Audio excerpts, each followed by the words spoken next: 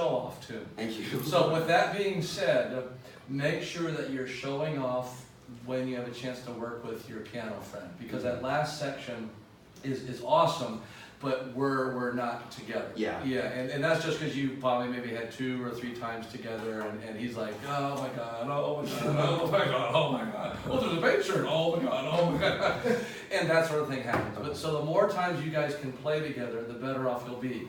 Now, when you do play together, please start slow so he knows what to expect. Because right now he's just going, sweet Jesus, sweet Jesus. Okay. So it's just crazy on his end of thing. Especially when you start the because they're supposed to be it's supposed to be together. Okay. And right now we're not holding musical hands. Does that make sense? Yes. Okay. Whenever you have a long note, you've got to know what he is playing, so you do not cut the long note short and move ahead to your fun. Okay, and I emphasize fun with a capital quote thingy-majigger here. Yeah. We're going backwards in time here. At circle 43, okay, you have an ending of a cadenza on there, okay? The Allegro vivace. You need to conduct him to get in there. Okay. Okay, because right now he's watching, he's going, yeah, okay, I got this, okay, yeah, oh yeah. And if you're not together, it doesn't sound as musical. You know what I'm saying? Yeah. So just make sure you conduct it there. You cannot fake your way past me on 29, 30, and 31. The audience is, wow. And there's some other fakey-wakey spots that are a little questionable. And what happens is when you have the lower notes starting your stuff, typically we don't get all the way down there. So make sure you're starting in the right spot. Go back and just kind of spend some more time, iron out some of those little spots, starting slower, not trying to get everything done at once, okay? So make sure you do a nice job on your double dotted 30-second notes. That's awesome. The last thing that I would love for you to do, whenever you're showing off your wonderful tone, make it more beautiful with vibrato. Yeah, I'm working on that. Okay, so how are you working on it? So originally I was doing lip vibrato. Okay. But that wasn't working out as well as I would have liked it to. Sure. So now I started experimenting with air vibrato. But Cool. it's kind of making me go out of tune in some places, so I didn't want to implement it before it would go and ruin my intonation. Yeah. So I figured if I were to go on to stage, I will definitely keep working my air vibrato to be able to play it in tune and then actually do that, because I figured, what's the point in vibrato if it's extremely out of tune? You know? Right, yeah, you got to make sure that the basic pitch is in tune, and realizing that even the vibrato, it's going to be minutely sharp and minutely flat and stuff like that. So when you say you're practicing air vibrato, do you have an example to follow, or just what you think sounds nice? There's no right answer. I've been listening to Nicholas Childs, who's the one who this piece was written to, and he has a ton of euphonium literature. Yes. Euphonium King. Yes, there are a few out there. Yes, he's one of them.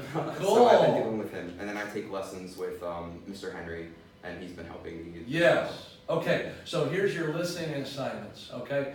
You're going to go out and find another type of musician, not a euphonium player, to get some vibrato ideas from. And it can be a violinist, it can be a flautist, it can be a vocalist, but find other ideas to give you some more concepts of vibrato to start pulling from. Okay. Okay. And the more times you can practice with this gentleman, the better off you will be. Okay. But other than that, I can't sit there and say, "Oh, measure 12. You're not playing." You got all that stuff ironed out. It's just making sure that when we get through these notes, use plenty of air to go through the lines so they all sound smooth. You got to make it sound as easy as pie, and that's tough because there's like a gajillion notes in there. So, but otherwise, you got the shapes, everything else. You're doing a fine job. It's just keep polishing. Your Ferrari's about half polished. Okay, sir? Yeah. Yes, sir. And Mr. Henry's a fine teacher. You're very lucky to have this gentleman in your area. Yes, thank you. Yes. Keep up the good work. 11th grade.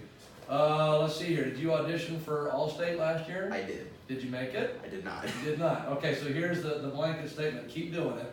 Saturdays of Allstate. So like Allstate goes Thursday, Friday, Saturday. On Saturday, the exhibit hall where all the colleges are is free. So you can go rub elbows with college people. And you can sit there and say, "Hey, I'm going to be auditioning, and that sort of thing." And I'm assuming you're going to be a musician at some level, whether it's performance or education or something like that. But that way you can get a foot in the door and a face in front of them to see who you are.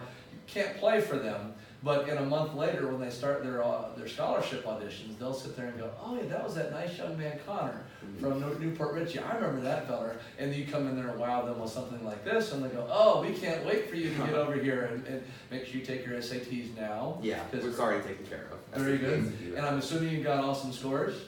Yeah. There you go. Early admission for these universities start in November, so keep that in mind. Yeah. Okay? I started making connections at FSU. I went to their summer camps, so I know people there. Perfect. Now, don't limit yourself just to No, where yeah, Mr. Henry there's went other to, options. because there's all sorts of great euphonium teachers that you need to kind of rub elbows with, and I think Mr. Evers is the euphonium tuba up there. Yes, Mr. Evers. Yes, still there. He was there when I went there for summer camp back in 1980 something or other.